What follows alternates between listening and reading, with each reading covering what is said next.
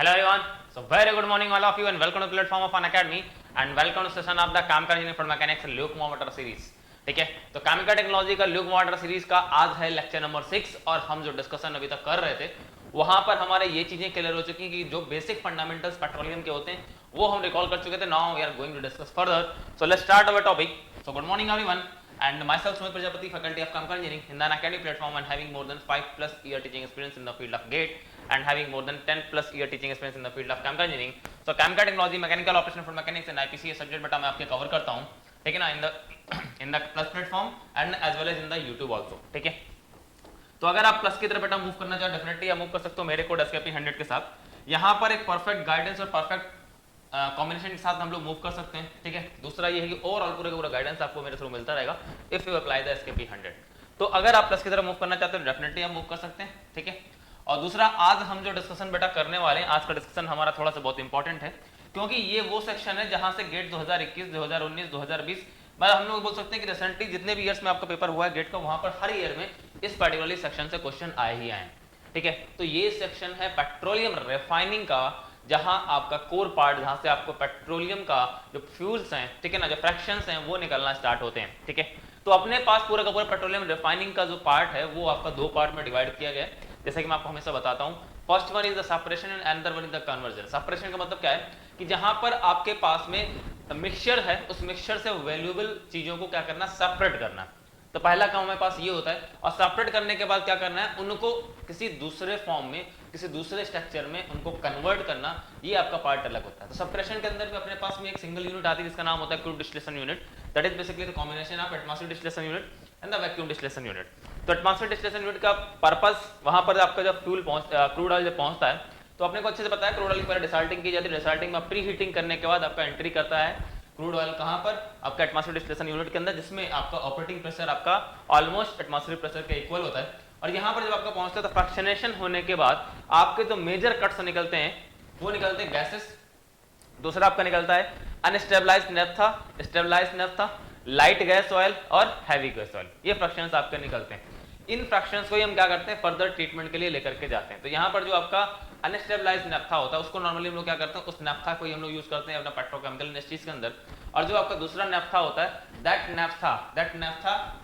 Naphtha जिसको हम लोग यहाँ पर लाइट नेफ्था के फॉर्म में लिखे हुए हैं, that naphtha is directly sent to your reforming section because this is similar to the gasoline and this have the lower octane number. तो इस नेफ्था को डायरेक्टली हम क्या करते हैं, पहुंचाते हैं कहां पर, रिफॉर्मिंग सेक्शन के अंदर. दूसरा आपके पास जो निकलता है यहाँ पर हैवी नेफ्था जो लिखा हुआ है, that is heavy naphtha is actually ये जो फ्रैक्शंस यहाँ पर लिखे हुए हैं, these are the final fractions of the overall refinery. तो ओवरऑल रिफाइनरी का एक आपको ये व्यू मैंने यहाँ पर दे दिया है. ठीक है ना, ये एटमॉस्फेरिक डिस्टिलेशन यूनिट से निकलने वाले प्रोडक्ट नहीं है, these are the overview of the refinery. ठीक है, दूसरा जो आपका फ्रैक्शन निकलता है लाइट नेफ्था के बाद में आपका निकलता है क्या, light gas oil, heavy gas oil. ठीक है, दूसरा आपका निकलता है रेजिडुअल ऑयल. तो वो सारे फ्रैक्शंस आपके निकलते हैं. ये जो फ्रैक्शन आपका हैवी नेफ्था जो निकलता है, heavy naphtha is actually the fraction which is obtained from the, ठीक है ना, एफसीसी एंड अदर यूनिट्स. दूसरा आपके पास कैरोसिन जो निकलता है, ये एक्चुअली मैंने टेम्परेचर रेंज के बेसिस पर आपको दे दिया क्योंकि यहाँ से क्वेश्चन आपका पुटअप हो चुका है. टेम्परेचर रेंज के बेसिस पर क्या करना, फ्यूल्स को अरेंज करना. ठीक है ना, तो वो चीज मैंने यहाँ पर क्लियर कर दी है. मैं दोबारा से यहाँ पर लिख देता हूँ. आपको जो फ्रैक्शन निकलेगा वो लाइट गैस ऑयल, ठीक है ना, वो हैवी गैस ऑयल, ये आपका निकलता है. बाकी आपका गैसेस लाइट नेफ्था और आपका अनस्टेबलाइज्ड नेफ्था, जो रेजिडुअल आपका होता है, ठीक है ना, जो कि बॉटम से निकलता है एटमॉस्फेरिक डिस्टिलेशन यूनिट के, वो आपका जाता है कहां पर, वैक्यूम डिस्टिलेशन यूनिट के अंदर, जो आपका परफेक्टली वैक्यूम पर आपका रन की जाती है यूनिट. इसके पीछे का रीजन क्या है कि हम लोगों को हाई टेम्परेचर मेंटेन किए बिना भी फ्यूल को अगर क्रूड ऑयल को क्या करना है, अगर बॉयल करना है, वेपराइज अगर करना है, तो सिंपल क्या कर सकते हैं, अपने को अच्छे से पता है कि हम क्या करते हैं, प्रेशर अगर रिड्यूस कर दें तो उसका बॉइलिंग पॉइंट भी रिड्यूस हो जाता है. इससे क्या होता है, फ्रैक्शंस आसानी से क्या होते हैं, सेपरेट होते हैं. तो यहाँ पर आपके पास में तीन मेजर फ्रैक्शंस निकलते हैं, light vacuum gas oil, heavy vacuum gas oil और वैक्यूम रेजिड्यू. तो ये पूरी की पूरी जो यूनिट्स होती हैं दोनों, ये केवल आपको क्या करती है, सेपरेशन में काम करती हैं. ठीक है, चलो अब इसके बाद यहाँ से निकलने वाला, ध्यान सुनना, यहाँ से निकलने वाला जो आपका light gas oil, heavy gas oil है, दूसरा आपके पास में light vacuum gas oil, heavy vacuum gas oil और वैक्यूम रेजिड्यू, ये सारे फ्रैक्शंस आपके कहां पर जाते हैं, ट्रीट किए जाते हैं. आपका फर्स्ट जो आपकी कन्वर्जन यूनिट होती है, तो कन्वर्जन के लिए नॉर्मली हम यूज करते हैं किसका, हम यूज करते हैं दो टाइप का क्रैकिंग प्रोसेस का. एक आपकी होती है थर्मल क्रैकिंग, दूसरी होती है कैटालिटिक क्रैकिंग. तो सबसे पहली जो प्राइमरी यूनिट आती है किसी भी रिफाइनरी के अंदर, that is the fluidised catalytic cracking. ठीक है ना, ये कैटालिटिक या फिर रिएक्शन या आपका यूनिट प्रोसेस के बेसिस पर रन करने वाला पूरा का पूरा मेथड है. तो यहाँ पर जितने भी आपके, ध्यान से बेटा, जितने भी आपके लॉन्ग चेन पैराफिन्स होते हैं, इनको क्या करते हैं हम लोग, शॉर्ट चेन ओलेफिन्स में चेंज करते हैं, ठीक है ना। दूसरा क्या होता है, आपके जो स्ट्रेट चेन या लीनियर जो आपके पैराफिन्स होते हैं उनको क्या करते हैं, ब्रांच फॉर्म में चेंज करते हैं। सिंपल सा इसका लॉजिक ये है कि जितना भी आपका हैवी स्ट्रक्चर होता है उसको क्या करते हैं, स्मॉलर फॉर्म में ब्रेक कर लेते हैं। अपना मेन पर्पस ही होता है, ठीक है ना। यही ओलेफिन्स आपकी निकल रही है, यही फर्दर आपकी जो दूसरी यूनिट्स होती हैं एल्काइलेशन यूनिट्स, वहां पर ये ओलेफिन्स होती हैं वो आपकी फिर से चेंज कर ली जाती हैं किसमें, आपका सैचुरेटेड पैराफिन्स में, ठीक है। अब यहाँ पर जो आपका कैटलिस्ट यूज होता है इस प्रोसेस के अंदर, जहां से क्वेश्चन आपका गेट एग्जाम में आ चुका है, दैट इज द ZSM5 और जियोलाइट कैटलिस्ट, जो कि करंट टाइम में यूज होता है। सिलिका एल्यूमिना कैटलिस्ट जो आपका है ये आपका बहुत पहले यूज होता था। यहाँ पर यूज होने वाला कैटलिस्ट जो होता है वो आपका पैलेट्स या आपका क्या है 80 मेस नंबर के साइज का होता है, सॉलिड फॉर्म में आपका होता है। और ये पर्टिकुलरली जो यूनिट है ये दो टाइप के आपका क्या प्रोसेस का कॉम्बिनेशन है, रिएक्टर और रीजनरेटर। रिएक्टर में सिंपली क्या है कि आपका जो फीड होता है, फीड को हॉट कैटलिस्ट के साथ में मिक्स करके, और यहाँ पर जो आपका फ्रैक्शनेशन होता है या फिर आपका जो कन्वर्जन होता है, जो क्रैकिंग रिएक्शन होती है, ठीक है ना, फ्रैक्शन ऑफ सेकंड के अंदर होती है, वहां से जो लाइटर फ्रैक्शंस होते हैं वो आपके वेपराइज होकर के ऊपर से निकल जाते हैं। बाकी जो आपका कैटलिस्ट होता है जो कि कोक्ड होता है या कूल्ड हो जाता है वो आपका नीचे गिर जाता है। उसको क्या करते हैं, उसको ले जाते हैं रीजनरेटर के अंदर। रीजनरेटर में क्या करते हैं, नीचे से एयर पास करते हैं। तो वो जो आपका कूल्ड कैटलिस्ट होता है जिसका टेम्परेचर आपका होता है 600 डिग्री के साथ पास, उसको क्या करते हैं, उसको बर्न करते हैं यार वजह में, तो वहां से आपका कैटलिस्ट फिर से रीजनरेट हो जाता है। तो ये पर्टिकुलरली प्रोसेस, यहाँ पर आप हीट सप्लाई कर रहे हैं, so this is the endothermic process. यहाँ पर आपकी हीट जनरेट हो रही है, so this is the exothermic process. और ये सारे का सारा प्रोसेस के अंदर नॉर्मली आपका क्या होता है, जो कार्बन जो आपका कैटलिस्ट की सरफेस पर जो जमा हो जाता है, that is because of the carbon rejection, ठीक है ना। दूसरा ये है, यहाँ पर सारे के सारे मैंने बोला आपसे कि आपके वीडियो का आपके एडी और वीडियो के फीड्स आते हैं। दूसरा रिएक्टर एंडोथर्मिक होता है, रीजनरेटर आपका एक्सोथर्मिक होता है। This is a heart of the refinery and a major unit. इसके बाद मैं नेक्स्ट बात करता हूँ यूनिट्स के बारे में बेटा। तो सेकेंडली आपके पास जो मेजर यूनिट आती है जहां से गेट 21 में क्वेश्चन आया था, that was catalytic reforming. Reforming अगर बात करते हैं तो reforming is a octane number enhancer unit, octane number enhancer unit. और यहाँ पर सिंपल सा लॉजिक क्या है कि आपके पास जो भी नैफ्थीन्स या पैराफिन्स हैं उनको किसी भी हाल में आपको एरोमेटिक कंपाउंड में चेंज करना है। नैफ्थीन्स या पैराफिन्स को एरोमेटिक में चेंज करना है, तो नैफ्थीन्स को एरोमेटिक में चेंज करने के लिए डिहाइड्रोजनेशन रिएक्शन करते हैं, and this is the low pressure high temperature reaction. Secondly जो पैराफिन्स होते हैं, पैराफिन्स का अगर आइसोमराइजेशन कर देते हैं तो आपका नैफ्थीन्स बन जाता है। नैफ्थीन्स का डिहाइड्रोजनेशन कर देंगे फिर से एरोमेटिक बन जाएगा। दूसरा dehydrocyclization of paraffins to aromatic. Simply paraffins को डायरेक्टली भी डिहाइड्रोजनेशन एंड साइक्लाइजेशन रिएक्शन करके क्या करते हैं, उनको एरोमेटिक में चेंज कर लेते हैं। फाइनली अगर अपने को अच्छे से पता है कि अगर एरोमेटिक कंटेंट अगर हाई है तो अपना कोई पर्टिकुलरली फ्यूल होगा उसका ऑक्टेन नंबर रिच होगा, हाई होगा। यहाँ पर एक आपकी ऐसी रिएक्शन है जो कि अनडिजायरेबल है, यहाँ से क्वेश्चन आपसे पूछा आता है। हाइड्रोक्रैकिंग आपकी जो है ना, हाइड्रोक्रैकिंग का पैराफिन्स वो अनडिजायरेबल, बिकॉज अगर पैराफिन्स के अगर हाइड्रोक्रैकिंग करते हैं तो वो क्या करते हैं, कोक फॉर्मेशन करते हैं, जो कि अनडिजायरेबल रिएक्शन है। इसका मतलब अनडिजायरेबल। कैटलिस्ट आपके जो होते हैं, कैटलिस्ट यहाँ पर दो टाइप के यूज किए जाते हैं, मोनोमेटेलिक और बायोमेटेलिक। मोनोमेटेलिक के अंदर आपको केवल प्लैटिनम कैटलिस्ट आता है, ठीक है ना। बायोमेटेलिक के अंदर आपका क्या होता है, प्लैटिनम, रेडियम, ठीक है। Alumina is a supporter, alumina is a supporter और मोटर, ठीक है ना। प्लैटिनम या फिर प्लैटिनम रोडियम या प्लैटिनम इरिडियम, ये कैटलिस्ट आपके यूज किए जाते हैं। दूसरा ये है कि पूरा का पूरा प्रोसेस जो है ना एंडोथर्मिक, मैंने पहले ही बोला कि all catalytic processes are endothermic in nature. तो ये एंडोथर्मिक आपका प्रोसेस है। और नॉर्मली है क्या कि यहाँ पर अगर आपको ऑक्टेन नंबर अगर रिच करना है, और दूसरा क्या है, अगर पर्टिकुलरली अपने को क्या है, यहाँ पर जो निकलने वाला रिफॉर्मेट होता है, that reformate is rich in aromatic compounds. So वो जो एरोमेटिक कंपाउंड्स होते हैं, that aromatic compounds are directly used in the petrochemical industries, ठीक है। तो ये पूरा का पूरा यूनिट। और हम लोग जो पूरा का पूरा कैटालिटिक क्रैकिंग जितने भी प्रोसेसेस पढ़ते हैं, कन्वर्जन प्रोसेस पढ़ते हैं, यूनिट प्रोसेस पढ़ते हैं, वहां पर जो क्रैकिंग रिएक्शन होती है, मैंने पहले बोल रखा है, दैट इज द एंडोथर्मिक। इसका मतलब क्या है, एंडोथर्मिक रिएक्शन होती है। हीट हाइड्रोजन ट्रांसफर रिएक्शन जो आपकी होती है, दैट इज एक्सोथर्मिक रिएक्शन। अगर कहीं पर हाइड्रोजन का ट्रांसफर हो रहा है जिसको आप हाइड्रोजनेशन बोलते हैं, that is exothermic. Isomerisation reaction अगर आपकी होती है, isomerisation reaction is mildly exothermic, mildly exothermic reaction. और अगर साइक्लाइजेशन रिएक्शन अगर आपकी कहीं पर होती है, यहाँ पर होती है cyclisation reaction, that is also the exothermic reaction, ठीक है ना। तो अगर मैं बात करता हूँ नेक्स्ट यूनिट के बारे में, that is the alkylation. This is a unit is also the octane number enhancer unit.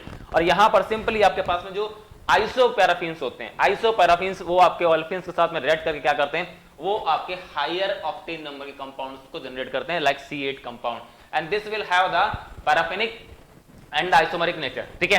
तो यहाँ पर जो कैटलिस्ट यूज होते हैं, दो टाइप कैटलिस्ट यूज किए जाते हैं, HF और H2SO4, दोनों के दोनों एसिडिक कैटलिस्ट हैं, ये प्रोटॉन जनरेशन काम करते हैं। सबसे पॉपुलर जो है वो HF प्रोसेस के नाम से जाना जाता है, एल्काइलेशन प्रोसेस, क्योंकि सबसे पॉपुलरली HF ही यूज किया जाता है, ठीक है। अगर हाइड्रोडेटिंग की बात करते हैं, हाइड्रोडेटिंग का मतलब क्या, जितने भी आपके ऑर्गेनिक इनऑर्गेनिक मेटल कंपाउंड्स हैं, सल्फर, नाइट्रोजन, ऑक्सीजन, इनको रिमूव करना अपना टारगेट होता है। तो इनको रिमूव करने के लिए सल्फर आपका हाइड्रोजन सल्फाइड के फॉर्म में आपका रिमूव होता है, और इसको रिमूव करने के लिए जो कैटलिस्ट होता है वो आपका कोबाल्ट और मोलिब्डेनम कैटलिस्ट यूज करते हैं। अगर आपका नाइट्रोजन रिमूव करना है तो वो आपका अमोनिया के फॉर्म में रिमूव होता है, और उसके लिए आप यूज करते हैं निकेल और मोलिब्डेनम का, और आपका ऑक्सीजन वाटर के फॉर्म में रिमूव हो जाता है।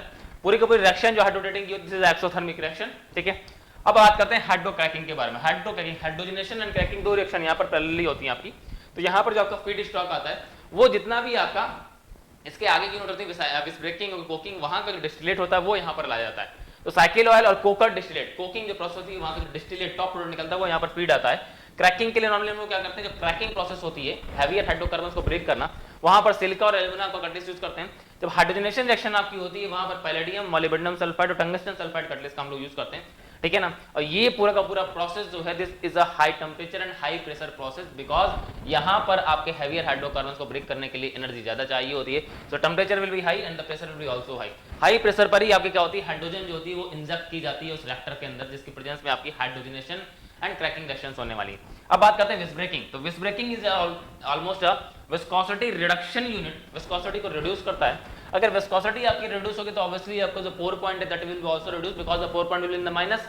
और अगर आपको विस्कोसिटी रिड्यूस हुई है तो ऑब्वियस क्या होगा, अब आपको पर्टिकुलरली उस लिक्विड को फ्रीज करने के लिए और ज्यादा कूल करना पड़ेगा, मतलब और टेंपरेचर रिड्यूस करेंगे, so the pour point is reduce, ठीक है ना। और ये पूरा का पूरा जो प्रोसेस है this is a thermal cracking process, जिसको हम लोग माइल्ड थर्मल क्रैकिंग के अंदर रखते हैं। एक्सट्रीम थर्मल क्रैकिंग के अंदर आपका कोकिंग प्रोसेस आता है। तो बेटा ये पूरा का पूरा एक रिफाइनिंग प्रोसेस का ओवरव्यू था, जहां से आपके गेट के एग्जाम में क्वेश्चंस आते ही आते हैं। तो होपफुली आप सभी ने एंजॉय किया होगा। अगर एंजॉय किया है तो कमेंट बॉक्स में जाकर कमेंट जरूर कर देना। सेशन को लाइक और शेयर करना मत भूलना बेटा, क्योंकि आपकी रिस्पॉन्सिबिलिटी है।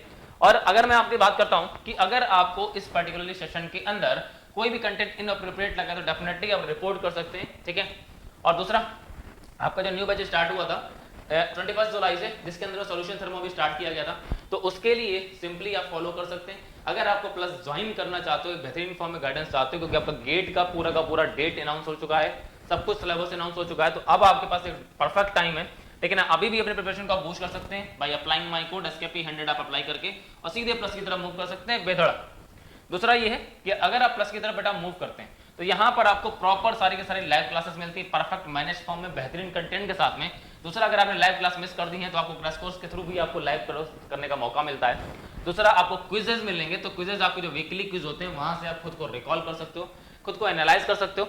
असाइनमेंट्स आपको दिए जाते हैं, उसके लिए प्रॉपर डाउट सॉल्विंग सेशन रखा जाता है, तो यहाँ से आप जितने भी आपके डाउट्स होते हैं उनको आप क्लियर कर सकते हो।